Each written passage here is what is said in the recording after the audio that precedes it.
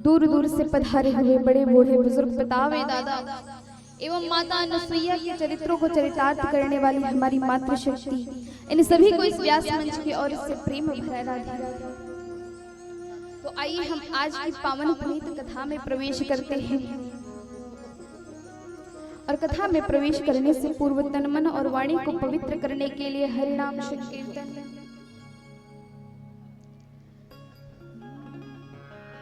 कहते हैं राम चरणन मन लागा हमारे जिया। राम चरणन मन लागा हमार जिया। अच्छा, किनका किनका मन भगवान पर लगा है? अच्छा, ऐसे भक्त को बार बार बोलना पड़ता है कि अच्छा भगवान को मानते हो? कहीं ऐसा ना हो कि भगवान तो दिखते नहीं है तो माने क्यों? ऐसा है क्या? नहीं ना?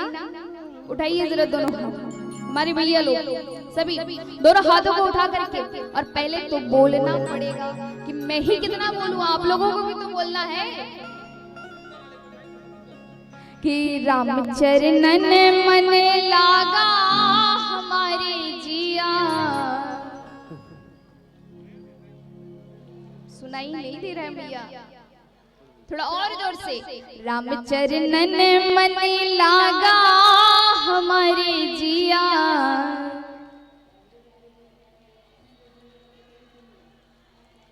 अच्छा, आप लोग गीत गाती हो ना?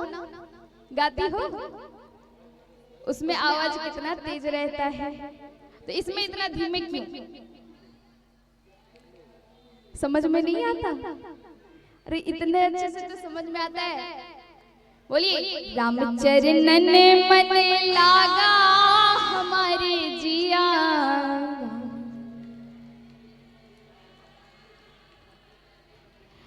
राम चरणन मन लागा हमारे जिया। राम चरणन मन लागा हमार जिया। राम चरणन मन लागा हमारे जिया। राम चरणन मन लागा हमार जिया। राम चरणन मन लागा हमारे जिया। राम चरणन मन लागा हमार जिया। चरणन मन लागा हमारे जिया। राम चरणन मन लागा हमार जिया। राम चरणन मन लागा हमारे जिया। राम चरणन मन लागा हमार जिया। राम चरणन मन लागा हमारे जिया। राम चरणन मन लागा हमार जिया। राम चरण मन लागा हमार जिया। भाव से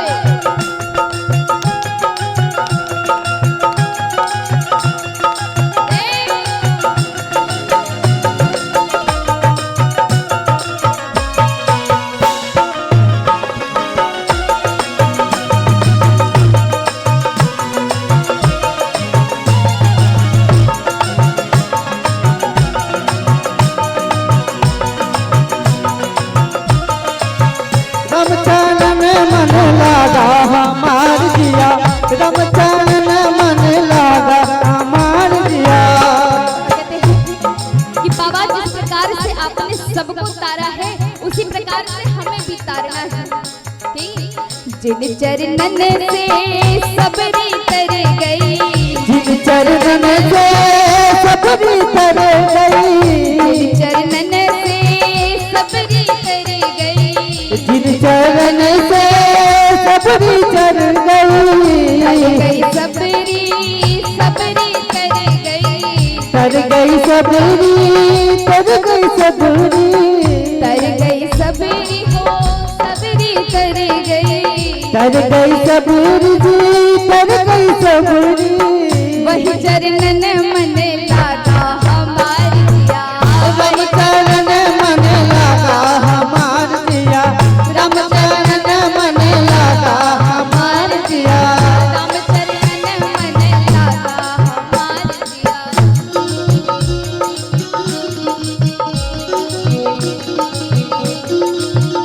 दोनों हाथ खोल के भाव से।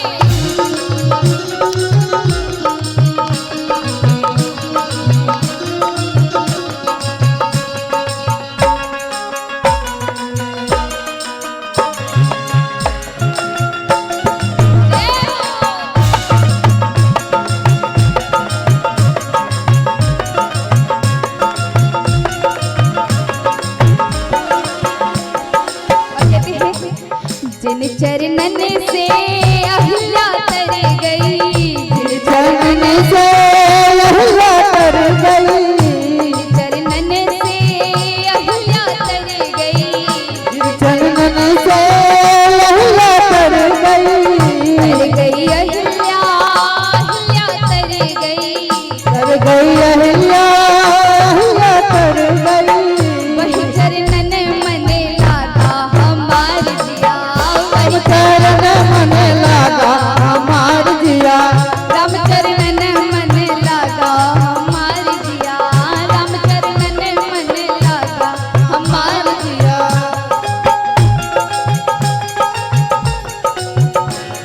जय हो। श्री राम।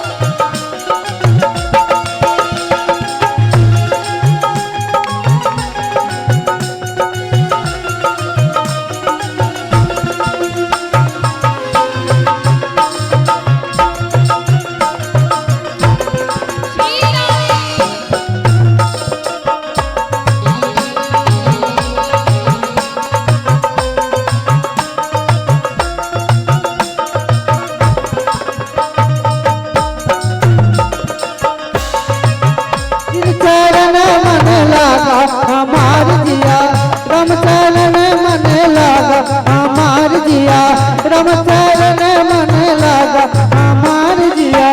जिन चरणन से पहला तर गए, जिन चरणन से अहिल्या तर गई, चरणन से पहला तर गए, जिन चरणन से अहिल्या तर गई, चरणन से अहिल्या तर गई, जिन चरणन से अहिल्या तर गई, अहिल्या, अहिल्या तर गई, तर गई अहिल्या, तर गई अहिल्या। चरणन मन लागा, राम चरण मन लागा हमार जिया, राम चरण मन लागा हमार जिया, राम चरणन मन लागा हमार जिया, राम चरणन मन लागा हमार जिया, राम चरण मन लागा हमार जिया, राम चरणन मन लागा हमार जिया, चरण मन लागा हमार जिया, चरणन मन लागा हमार जिया, राम चरण मन लागा हमार जिया, राम चरणन मन लागा हमार जिया, राम चरण मन लागा हमार जिया, राम चरणन मन लागा हमार जिया, राम चरण मन लागा हमार जिया, राम चरणन मन लागा हमार जिया, राम चरण मन लागा हमार जिया, राम चरणन मन लागा हमार जिया, राम चरणन मन लागा हमार जिया, राम चरणन मन लागा हमार जिया, राम चरण मन लागा हमार जिया, राम चरणन मन लागा हमार जिया, राम चरणन मन लागा हमार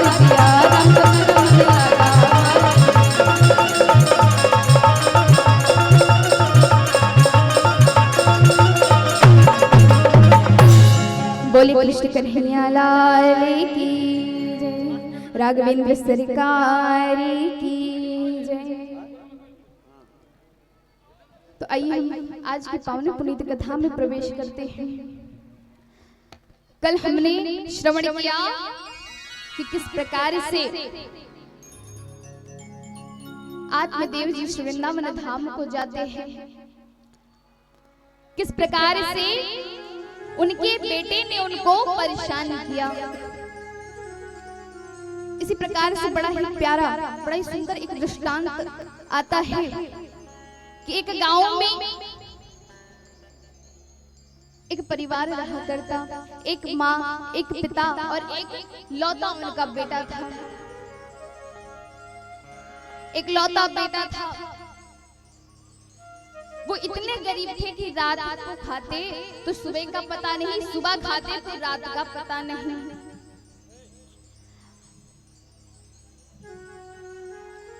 और मन में उनकी जो माता थी वो अपने मन में विचार करके रखी थी कि मैं अपने बेटे को डॉक्टर बनाऊंगी। देखो कहते हैं ना, माता पिता कितनों भी गरीब रहे पर अपने बच्चों के लिए हमेशा ऊंचा ही सोचते हैं, है ना। ऐसा तो नहीं है कोई माता सोचती हो कि अरे पैसा नहीं है छोड़ो नहीं पढ़ाएंगे, ऐसा कोई है? या फिर कोई पिता सोचता है कि अपने बच्चे को आगे नहीं बढ़ना है? नहीं ना। तुम्हारा जो माता के मन में विचार रहता है कि मैं अपने बेटे को डॉक्टर बनाऊंगी,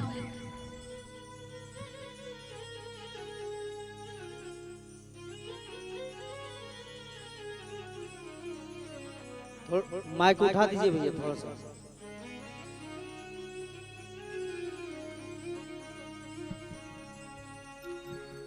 कि मैं अपने बेटे को डॉक्टर बनाऊंगी। पिता कहता देवी एक बार हमारी स्थिति तो देख लो,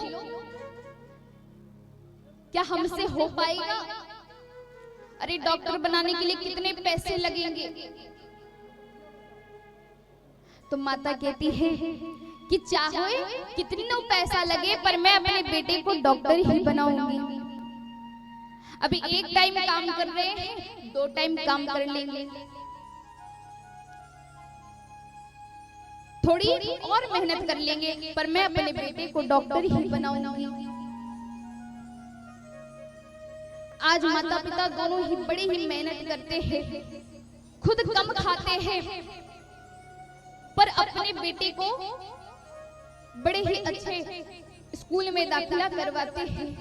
बेटा भी मन लगा करके पढ़ाई करता है,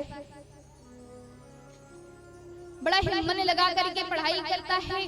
धीरे धीरे समय व्यतीत होता है। आज वो दिन आया जब बेटा डॉक्टर बन जाता है और डॉक्टर बनकर के बाहर रहने लगा, विदेश चला गया रहने के लिए। वहां पर जाकर के खुद का हॉस्पिटल, खुद का मेडिकल, खुद का क्लिनिक सब कुछ खोल लेता है। अब जब बाहर चला जाता है तो बाहर जाकर के इतना बड़ा आदमी बन जाता है कि वो अपने माता पिता को भूल जाता है। अब इधर माता पिता बैठे घर पे अपने बेटे को याद करते हैं। एक माँ से उसका बेटा दूर हो जाए, अगर 1 मिनट भी दूर हो जाता है तो माँ को बेचैनी हो जाती है। आज इतने सालों से वो बेटा दूर है, ना कभी याद करता, ना कभी कोई चिट्ठी, ना कोई पत्र, कभी भी कोई हाल चाल नहीं ले रहा। माँ चिंतित हो जाती है कि पता नहीं मेरा बेटा कैसा होगा, कि पता नहीं मेरा बेटा किस हाल में होगा, कैसा होगा। अपने पति से कहती है कि एक काम करते हैं कि हम अपने बेटे से मिलकर के आते हैं। हो सकता है बेटा थोड़ा काम में बिजी है, भूल गया था, थका हारा दिन भर घर से आता होगा, रात्रि में शयन करता होगा, भूल गया होगा, पर मुझे अपने बेटे से मिलना है, मुझे लेते चलो।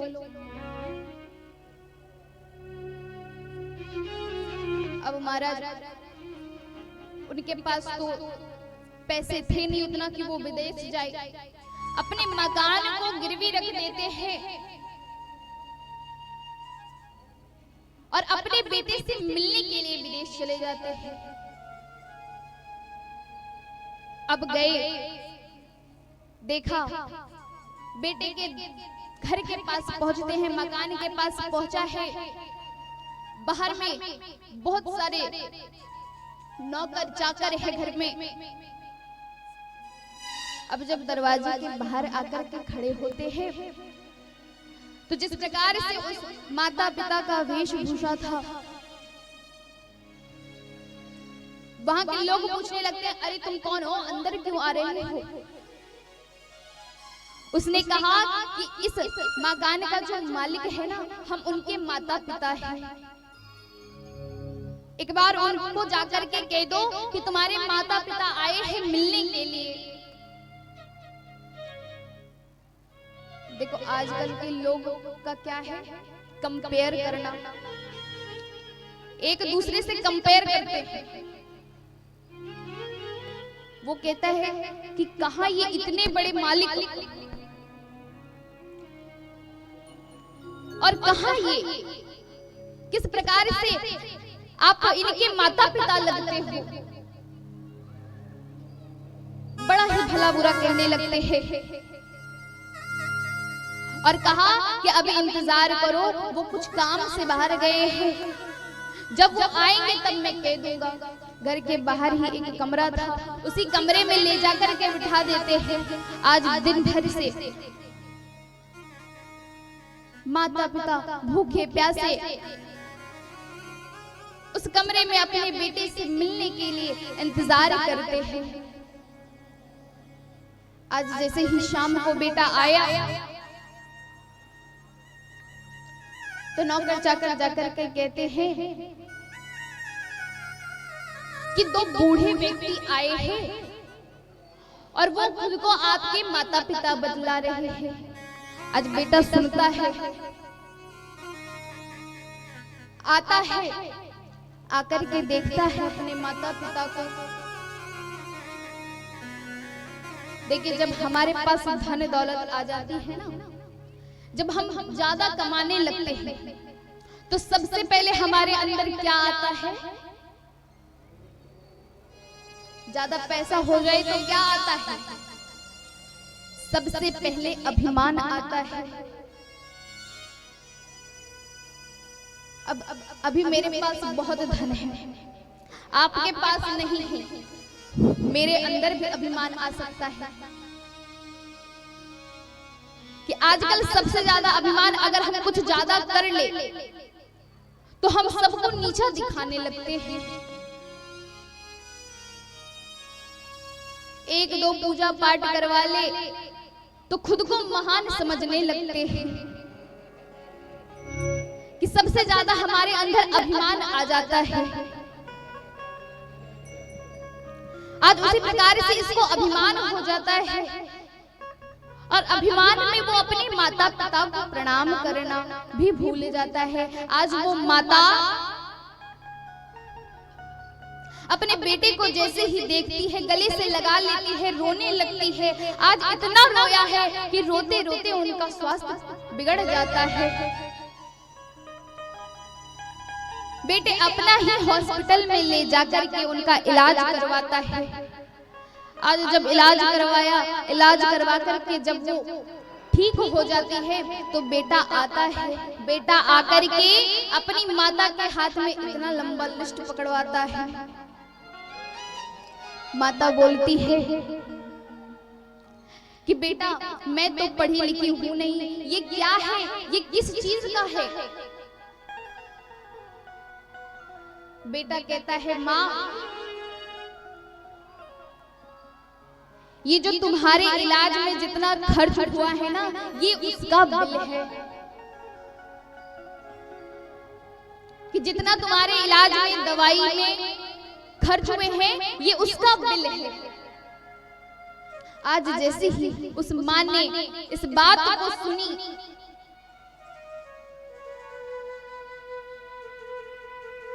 तो वो बचपन की बातें याद करने लगती है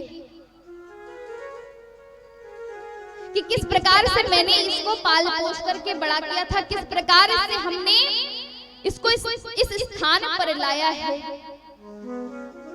खुद भूखे रह करके इसको इस मार्ग पर लाया है, इस काबिल बनाया है ताकि आगे चल करके बुढ़ापा में जाकर के ये हमारा सहारा बने। और ये आज मेरे ही दवाइयों का हिसाब कर रहा है। वो फूट फूट करके रोने लगती है, कहती है कि ये कैसा दिन देखने को मिल रहा है, जिसको अपने बुढ़ापे का सहारा बनाया, जो सोच करके मैंने तुझे पढ़ाया, आज ये दिन देखने को मिल रहा है। इसलिए कहते हैं कि अपने बच्चों को लायक बनाओ, पर इतना लायक मत बना देना कि कल को वो आपको ही नालायक समझने लगे। उसी प्रकार से महाराज क्योंकि हम सब जानते हैं कि हमारे जीवन में माता पिता का कितना महत्व है ना। हमारे जीवन में सबसे ज्यादा अगर किसी का महत्व है, सबसे ज्यादा अगर किसी का उपकार है, तो वो है माता पिता का। हमने कभी भी भगवान को नहीं देखा, क्या साक्षात भगवान को देखे हो? नहीं देखे। पर इस संसार के, इस पृथ्वी के अगर असली भगवान कोई है तो वो माता पिता है। भगवान नहीं कहते कि मुझे पूजो, भगवान नहीं कहते कि आप मंदिर आओ,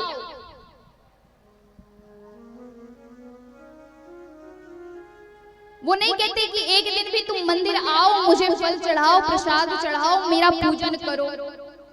अगर घर में तुम्हारे माता पिता खुश हैं तो भगवान तो खुद ही खुश हो जाएंगे। वो कहते हैं ना कि घर वाली माँ को खुश रखो, मंदिर वाली माँ तो अपने आप खुश हो जाएगी। क्यों? क्योंकि भगवान इस धराधाम पर आ नहीं सकते हैं तो हर जगह भगवान तो कण-कण में व्याप्त हैं, पर हमें दिख नहीं सकते। तो इसलिए उन्होंने माँ बाप को बनाया। और हम तो ये जो मिट्टी के मूर्त होते हैं उनका पूजन करते हैं और घर में माता पिता को रुलाते हैं। क्या ये सही है? आजकल संसार में, इस दुनिया में अगर सबसे ज्यादा बढ़ोतरी किसी चीज का हो रहा है तो वो वृद्धाश्रम का हो रहा है। रोज नाना प्रकार के वृद्धाश्रम, हर जगह हर स्थान में वृद्धाश्रम बढ़ते जा रहे हैं। ये क्यों बढ़ रहा है? क्यों बढ़ रहा है? देखिए, एक माँ, एक माता पिता 5-10 ढेर सारे बच्चों को पाल सकती है।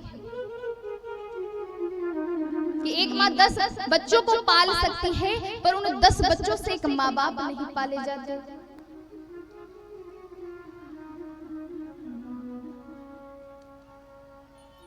और हमारे जीवन में सबसे ज्यादा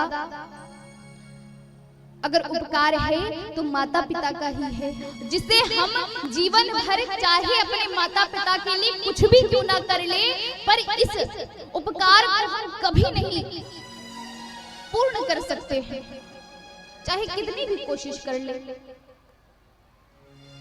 कभी पूर्ण नहीं कर सकते। इसलिए कहते हैं, हरे बात को भूलो मगर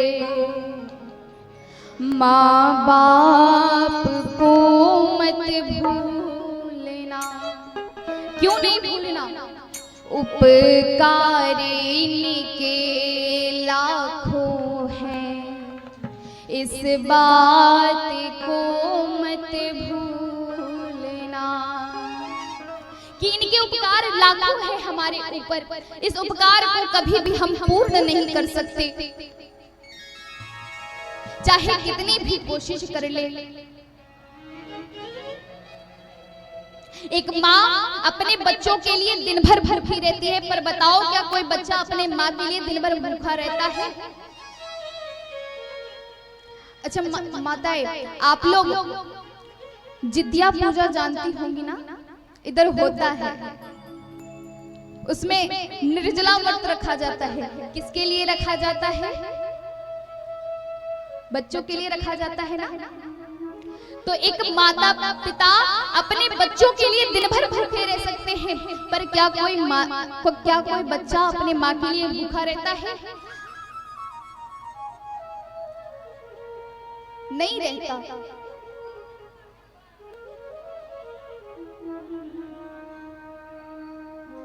तो साधक ने बड़ी प्यारी बात कही है, ध्यान से सुनिएगा।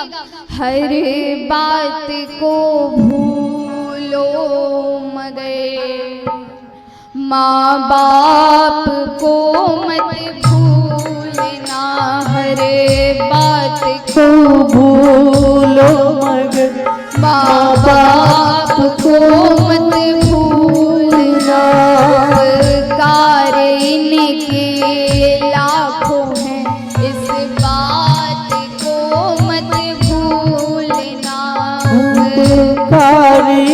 के लाखों हैं, इस बात को मत भूलना। दोनों हाथों को खोल के भाव से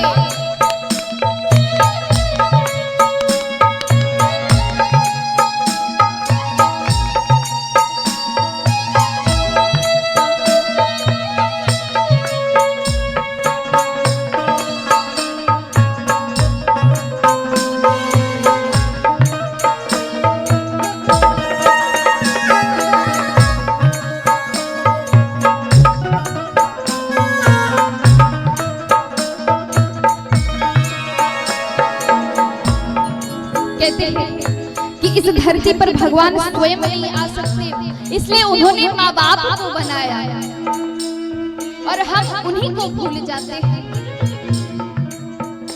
धरती पर देवों को पूजा भगवान को लाख मनाया है।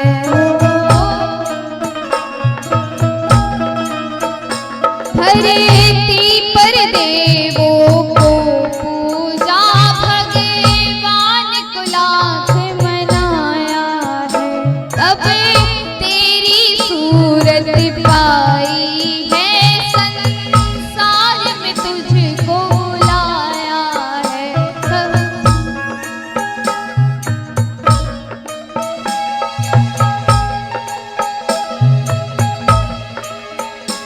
इन्हें अमृत देने वालों के जीवन में जहर मत घोलना। हर बात को भूलो मगर बात को मत भूलना।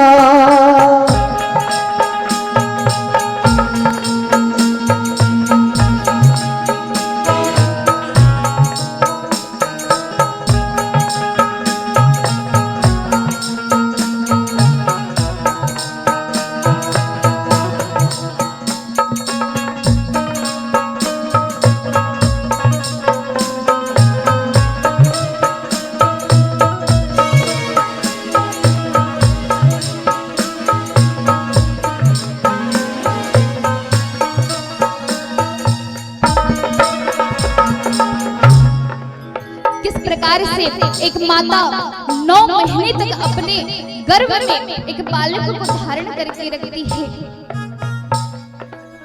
उसको जन्म देती है, इस संसार में लाती है। कहते हैं अपने ही पेट को काटा है और तेरी काया सजाई है।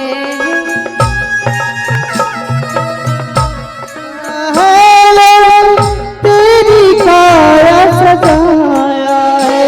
अपना हर कोर खिलाया तुझे, पर तेरी भूख मिटाई है।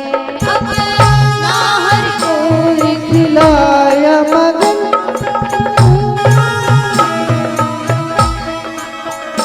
इन्हें अमृत देने वालों के जीवन में जहर मत घोलना। अमृत देने वालों के जीवन में जहर जहर मत घोलना। हर बात को भूलो मगर माँ बाप को मत भूलना।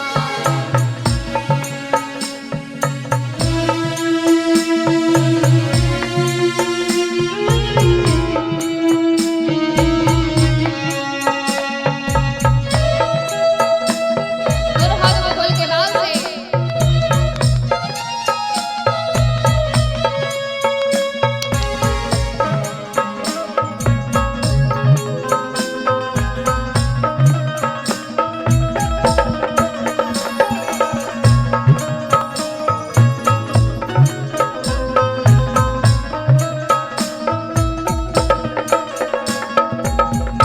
बचपन में जब हम अपने माता पिता से किसी चीज की जिद करते हैं, भले पिता के पास पैसा हो या ना हो, पर वो हर चीज हमें ला करके देते हैं। कभी ये नहीं कहते कि पैसा नहीं है, वो किसी प्रकार से भी वो चीज हमें ला करके देते हैं, पर हमारी हर जिद को पूरी करते हैं। कहते हैं जो चीज भी तुमने मांगी है वो सब कुछ तुमने पाया है। जो चीज तुमने मांगी है वो सब कुछ तुमने पाया है। हरे जिद को लगाया सीने से, बड़ा तुझसे स्नेह जताया है। हरे जिद को लगाया सीने से।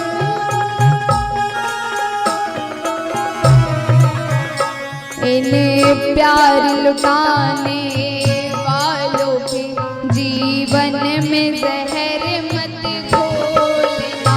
हरे बात को भूलो मगर माँ बाप को मत भूलना। उपकार इनके लाखों है, जीवन में जहर मत घोलना।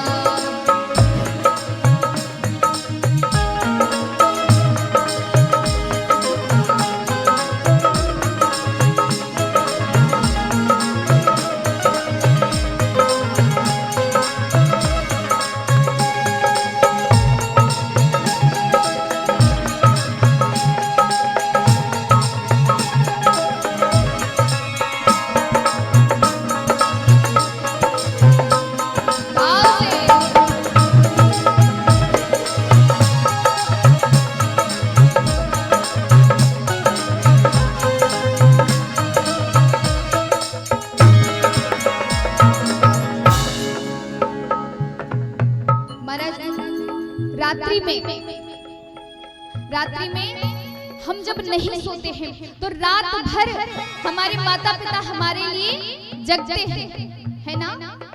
जब बच्चा छोटा होता है तो वो रात्रि भर दिन भर तो सोता है पर रात में नहीं सोता है। तो रात भर वो माँ अपने बच्चे के लिए जगती है। जब तक वो बच्चा सोता नहीं है तब तक वो माँ भी नहीं सोती है। जब बच्चा बिस्तर गीला कर दे तो क्या ऐसी कोई माँ है कि उसे गीले में ही सोने देती है? नहीं ना। तो वो कहते हैं गीले में खुद ही सोई है, सूखे में तुझको सुलाया है। गीले में खुद को सोई है, सूखे में तुमको सुलाया। बाहों का बना करके झूला दिन रात वो तुझको झुलाई है। बाहों को बना करके झूला दिन रात तुझको झुलाया है। इन्हें निर्मल दिल के लोगों को तुम प्यार कभी मत भूलना। उपकार इनके लाखों है, इस बात को मत भूलना। हर बात को भूलो मगर माँ बाप को मत भूलना। उपकार इनके लाखों है, इस बात को मत भूलना। हर बात को भूलो मगर माँ बाप को मत भूलना। उपकार इनके लाखों है, इस बात को मत भूलना। उपकार इनके लाखों है, इस बात को मत भूलना। इस बात को मत भूलना। बोलिए अपने अपने माता पिता की जय। कि हर बात को भूलो मगर माँ बाप को मत भूलना, क्योंकि हमारे जीवन में इतना उपकार है इनका, उस उपकार को हम कभी पूर्ण नहीं कर सकते।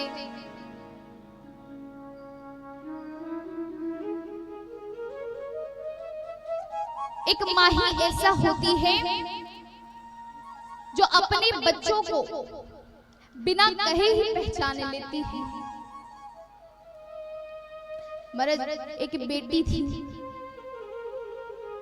वो बेटी कहती है कि अगर माँ बाप को संभालने का अवसर हमें मिले तो इस दुनिया में कहीं भी वृद्धाश्रम नहीं होगा। कहती है बेटी कि अगर हमें संभालने को मिले माँ बाप को तो इस दुनिया में कहीं भी वृद्धा आश्रम नहीं होगा। पर मैं कहती हूं कि अगर वही बहू अपने सास ससुर को संभालने लगे तो इस दुनिया में क्या, इस पूरे संसार में कहीं भी वृद्धा आश्रम नहीं होगा, है ना। अब देखो जितनी बहुएं यहाँ बैठी है ध्यान से सुन लीजिएगा। ऐसा तो नहीं है कि घर में जाके लड़ाई करोगी, ऐसा है क्या मैया? नहीं ना। बाद में ऐसा ना कहना कि देवी जी जो थी वो लड़ा के चली गई, ऐसा तो नहीं है। ये सत्य बात है, क्योंकि कहीं भी मैं कथा में जाती हूँ ना तो ज्यादातर मुझे यही सुनने को मिलती है कि हमारी बहू ऐसी है, बहू कहती है हमारी सास ऐसी है। दुनिया सब अपने में व्यस्त है और ये सास बहुएं अपने में व्यस्त है। महाराज तो कहते हैं कि वो बेटी कहती है कि पूरे संसार में कहीं भी वृद्धा आश्रम नहीं नजर आएगा, पर वही अगर बहू अपने सास ससुर को माता पिता मान ले तब तो वृद्धा आश्रम होने का डर ही नहीं है। क्यों? क्योंकि ससुराल में जाती है, अब बहू सासू माँ अगर 4 बोल दे तो बहू लो 8 बोल देती है। सास में और माँ में क्या फर्क है? एक ने जन्म दिया, एक ने इस संसार में लाया और दूसरे ने संसार को चलाना सिखाया। क्या कोई फर्क है? नहीं ना। एक माँ संसार में लाती है, इस संसार में किस प्रकार से रहना है ये सिखाती है, और जो दूसरी माँ होती है वो इस संसार में किस प्रकार से उठना बैठना है, किस प्रकार से बोलना है वो सिखाती है। अब देखो यहाँ पर जितनी सास है वो बैठे बैठे मुस्कुरा रही है कि वाह वाह हमारी तारीफ हो रही है। पर एक बात मैं उस सास से भी कहना चाहती हूँ, जो सास लोग कहती है ना कि अरे मुझे बहू तो ऐसी चाहिए जो दिन भर सारा काम करते रहे, सारा काम करे, ऐसी बहू चाहिए मुझे। बर्तन धोना आए, कपड़े धोने आए, घर पोछा लगाना आए, खाना बनाना आए, सब कुछ आए, और वो भी कैसे आए, वो भी कैसे आए कि सब कुछ वो मायके से सीख कर आए। यहाँ कुछ सीखना नहीं है। होती है ना बहुत सास, देख लो भाई बहू में सर हिला रही है। बहुत ऐसी सास होती है अगर बहू को करना नहीं आया तो 4 सुनाती है। पर क्यों? वो मायके से आ रही है, वो अपने घर से आ रही है। अगर उसे कोई चीज नहीं आती है तो आप भी तो माँ हो, आपको भी तो सिखाना है ना। ऐसा तो नहीं है कि सोच रहे हो कि नहीं जो बहू आ रही है वो कोचिंग क्लास से आ रही है, ऐसा है क्या?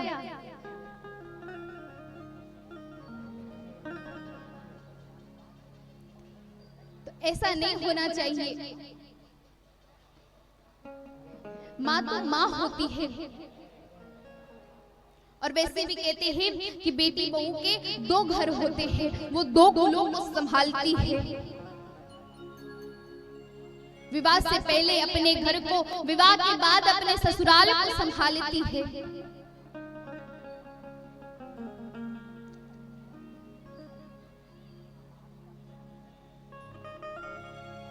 तो इस प्रकार से नहीं होना चाहिए जिस प्रकार से हम कर रहे हैं। आजकल संसार में सबसे ज्यादा वृद्धा आश्रम बढ़ते जा रहे हैं।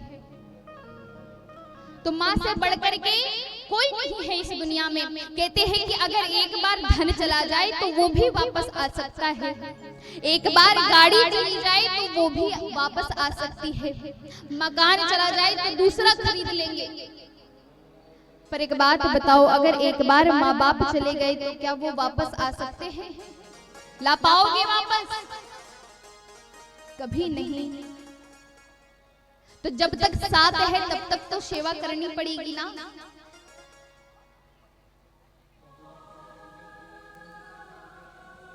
हमारे घर में ही सब कुछ है, हमें तो मंदिर जाने की जरूरत भी नहीं है। भगवान कहते हैं कि घर पे ही रह करके माँ बाप की सेवा करो, मंदिर आने की जरूरत नहीं है। क्योंकि मैंने जिसको प्रसन्न होकर के इस धराधाम पर, इस पृथ्वी पर भेजा है, उसे ही अगर दुखी रखोगे तो भगवान खुश होंगे। भगवान को कितनों भी मना लो। एक बात बताओ, हम भगवान के पास जाते हैं, फल प्रसाद लेकर के जाते हैं, नाना प्रकार की मिठाई खिलाते हैं, वो तो ले जाकर के रख देते हो। क्या वो मूर्त खाता है? नहीं खाते हैं ना। वो केवल एक भाव है भगवान को अर्पण करने का। वो केवल एक भाव होता है कि हमने भगवान को अर्पण किया है, भगवान का भोग लगाया है। नाना प्रकार की मिठाई ले जाकर के, फल प्रसाद ही ले जाकर के हम भगवान को चढ़ाते हैं, भगवान को खिलाते हैं। और वही जो घर के माता पिता होते हैं उनको सूखी रोटी दी जाए। अगर वो घर में रो रही है, अगर एक माँ घर में रो रही है तो उस घर की कभी भी बढ़ोतरी नहीं होगी। जिस घर में औरत रोती है, जिस घर में माँ रोती है, जिस घर की लक्ष्मी रोती है, उस घर में कभी भी बढ़ोतरी नहीं होगी। अब देखिए, माता कहती है जो घर की जो मैया लोग होती है उनको कभी भी अपने बाल खोल करके नहीं रखने चाहिए, इससे भी बढ़ोतरी नहीं होती है।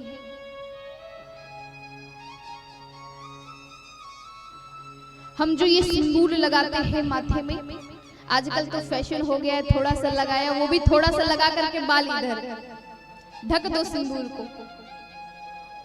ऐसा भी नहीं होना चाहिए। आजकल की जो बहुएं फैशन में चल रही है, विदाउट घूंघट जो मार्केट में घूम रही है, कहा जाता है कि हमारी माताओं को हमेशा घूंघट अपने स्तर तक रखना चाहिए। जो हमारे जो विवाहित जो बहुएं हैं, जो विवाहित माताएं हैं, उनको कभी भी अपने केश, ये जो केश होते हैं, वो कभी भी किसी अन्य पुरुष को नहीं दिखाना चाहिए। आज भी आप वृंदावन जाओ, आज भी आपको वहां पर माताएं इतने लंबे घूंघट में नजर आएंगी। कभी भी जो अपने ये मांग का सिंदूर होता है ना मैया, ये नहीं दिखाना चाहिए।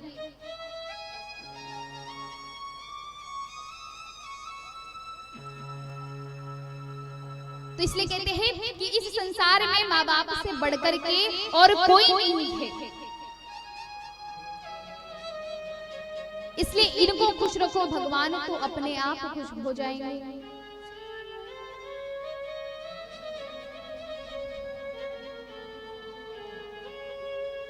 कहते हैं हो जग में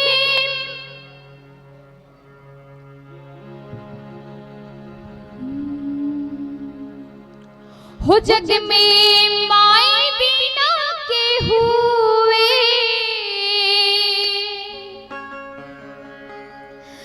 सहाय ना होई, हो सहाय ना होई। केहू के तेनो दुलार बाकी माई ना होई।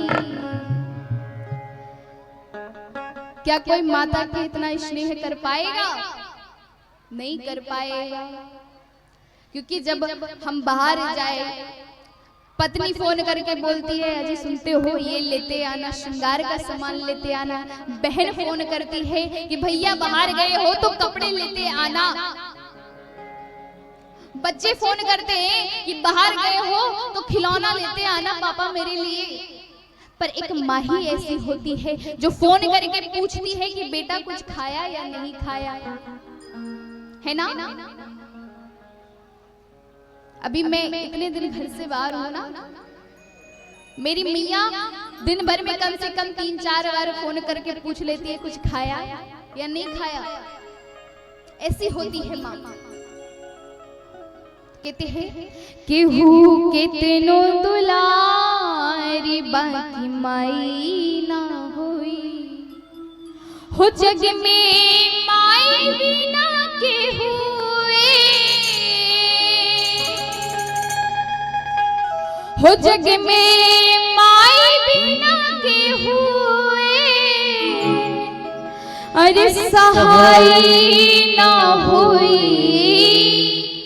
हो सहाय ना होई। केहू के तेनो दुलारी बाकी माई ना होई। केहू के तेनो दुलार बाकी माई ना होई।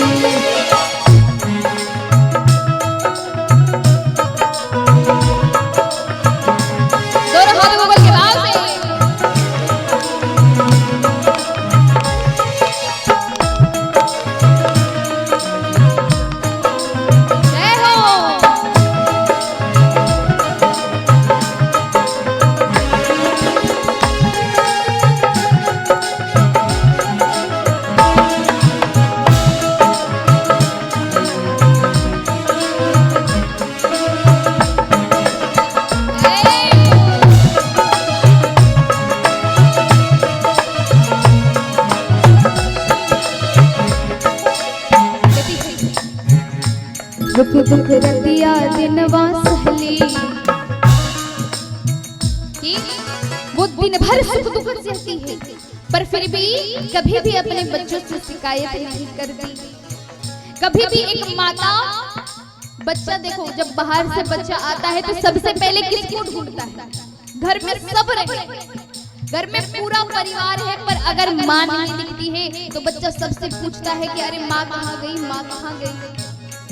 तो बच्चा आते से पहले जब बचपन में खेल करके आता हो तो सबसे पहले माँ को ढूंढता है। कहते हैं सुख दुख रतिया दिनवा सहली, सुख दुख रतिया दिनवा सहले। से कबहू कुछ ना कहली, दुख में कबहू कुछ ना कहले। सुख दुख रतिया दिनवा सहली, सुख दुख रतिया सहले। से कबहू कुछ ना कहली, दुख में कबहू कुछ ना कहले। उनकी ममता से बढ़ के,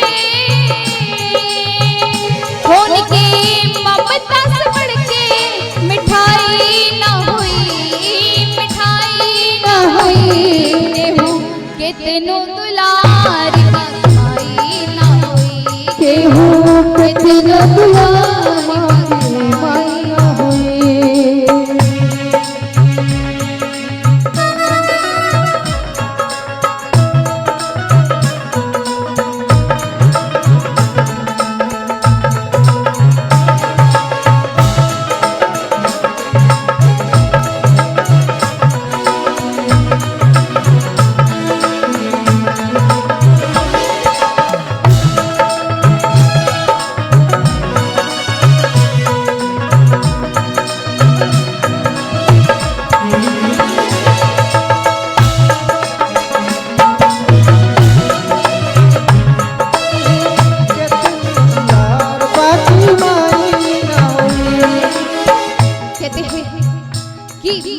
खुद भूखे रहती है पर अपने बच्चों को खिलाती है। देखिए यहाँ पर भी बहुत माताएं होंगी, अगर यहाँ पर कुछ प्रसाद मिलता है या फिर कुछ खाने की चीज होती है, अगर वो एक ही मिल रहा है ना तो वो मां नहीं खाती है, वो अपने बच्चों के लिए लेकर के जाती है।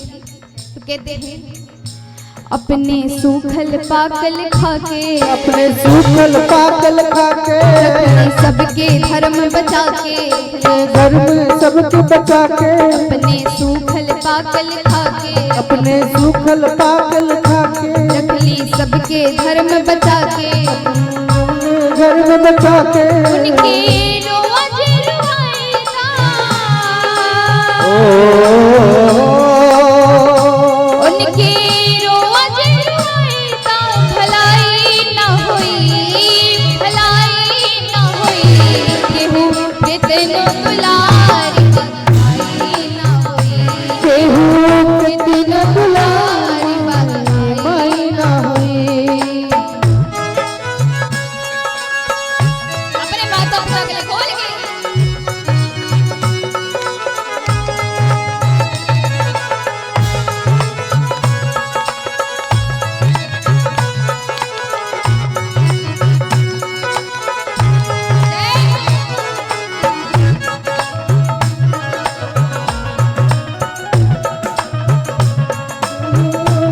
कितनो दुलार बाकी नाई ना, केहू कितनो दुलार बाकी नाई ना।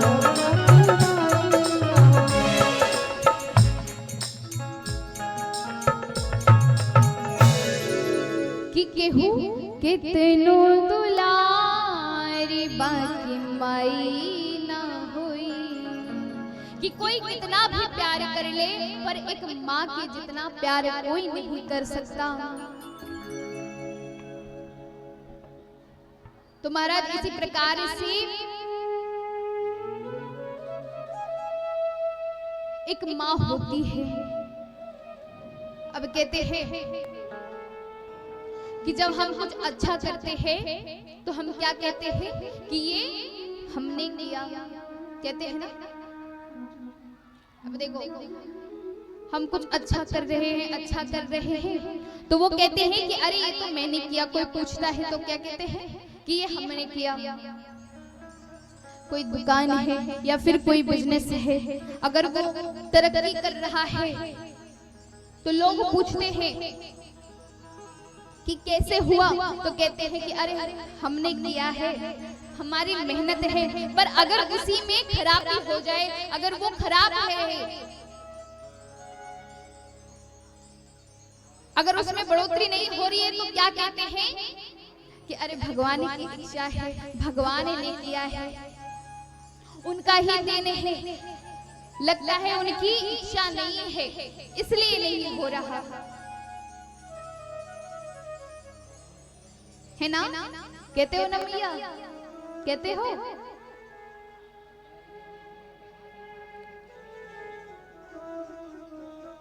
तो ऐसा क्यों?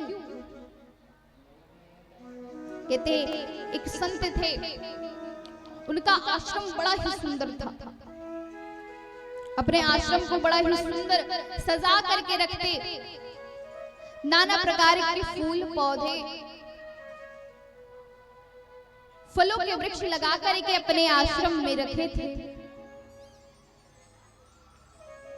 तो एक दिन एक गाय थी, वो आश्रम में घुस करके और उस फूल को खाने लगती है। वहां पर लगे हुए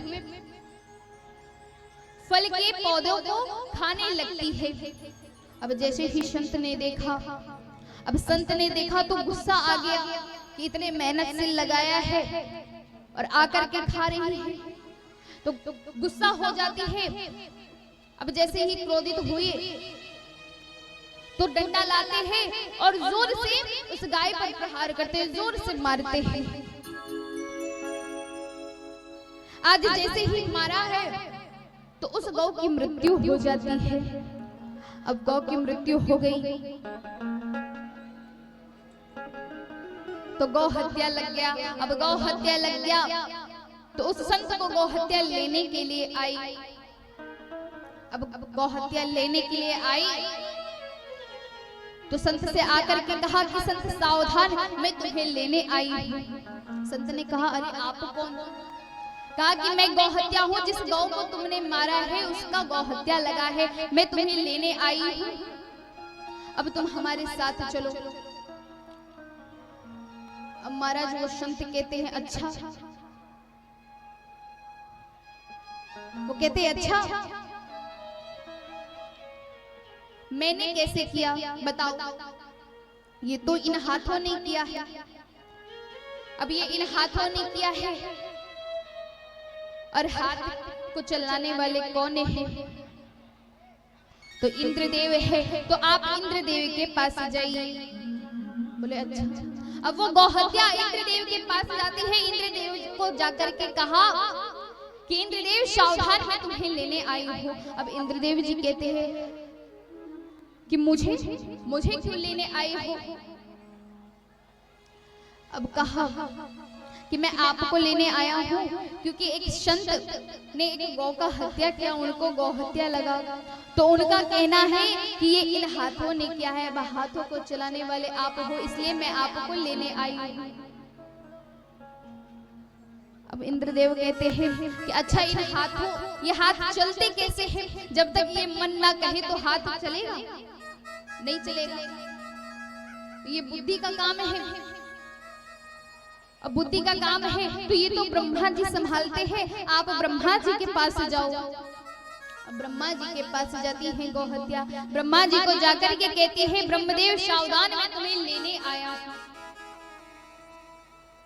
ब्रह्मा जी ने कहा अरे मैंने क्या किया? सारी वृत्तांत बताते हैं। अब ब्रह्मा जी कहते हैं कि देखो भगवान के श्री हरि नारायण के बिना तो यहाँ एक पत्ता भी नहीं हिलता है। अब सब कुछ करने वाले तो वही है, तो आप नारायण को ले जाओ, आप नारायण के पास जाओ। अब गौहत्या नारायण के पास जाती है।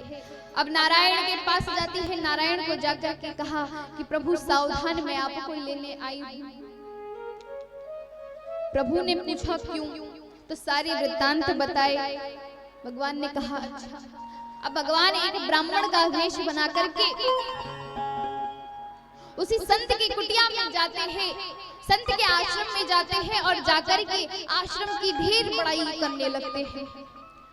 पहुंचे हैं, आकर के कहते हैं कि अरे वाह, इस आश्रम की दीवारें कितनी अच्छी है।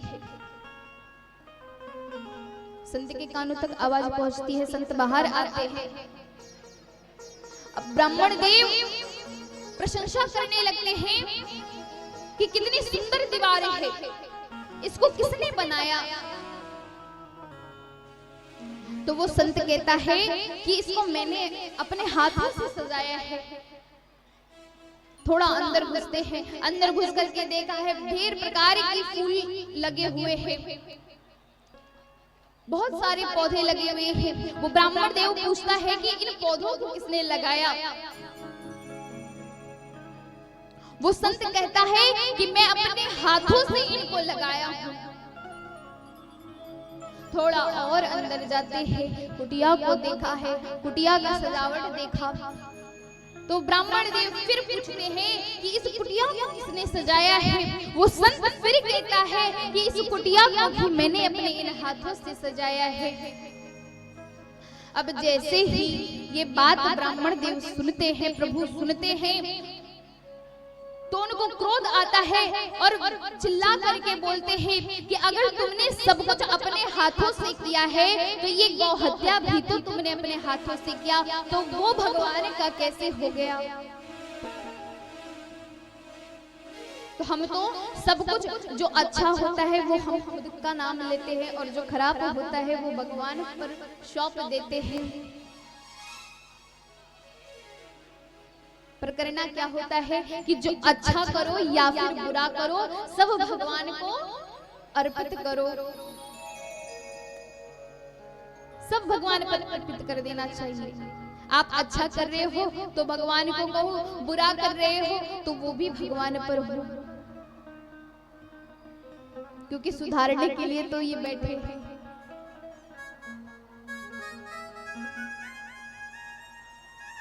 तो आज की वाणी हम यहीं पर विराम करते हैं और आगे की कथा हम कल श्रवण करेंगे।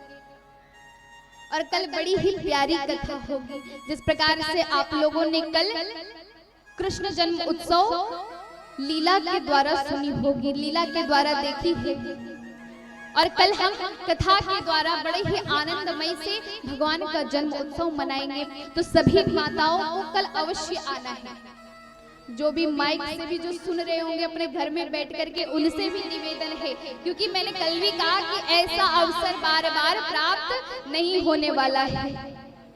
और अगर आज प्राप्त हो रहा है तो जी भर के लाभ उठाओ, क्योंकि भरा सत्संग का दरिया नहा लो जिसका जी चाहे।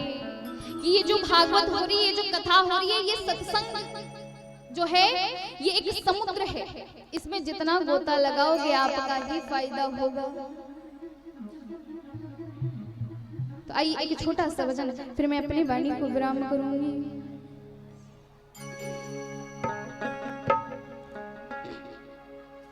कहते हैं पर्दे में बैठे बैठे बाबा, पर्दे में बैठे बैठे। देखो भगवान को कहते हो, भगवान को जाकर के ये कहना, भगवान के बीच ना, भगवान और भक्त के बीच दो पर्दे होते हैं। तो भगवान से आकर के कह दो कि उन पर्दों को हटा करके जरा हम पर भी नजर डाल लो, क्योंकि कब तक हम ही आए, अरे आप भी तो आओ। दोनों हाथों को उठा करके और भाव से मीठी मीठी तालियों के साथ कहना है, पर्दे में बैठे बैठे हो, पर्दे में बैठे बैठे, पर्दे में बैठे बैठे हो, पर्दे में बैठे बैठे, पर्दे में बैठे बैठे बाबा, पर्दे में बैठे बैठे क्यों न मुस्कुराए, आ गए तेरे दीवाने, आ गए तेरे दीवाने, जरा पर्दा हटाइए। पर्दे में बैठे बैठे बाबा, पर्दे में बैठे बैठे, पर्दे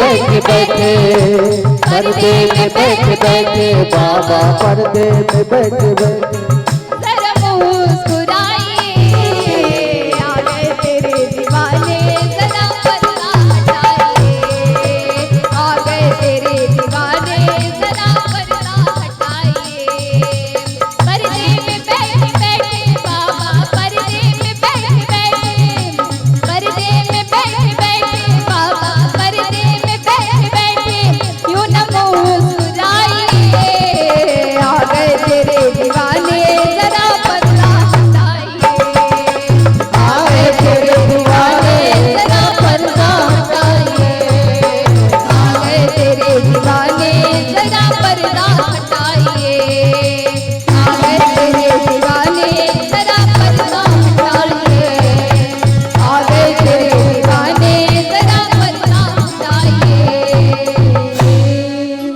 बोले कृष्ण कन्हैया लाल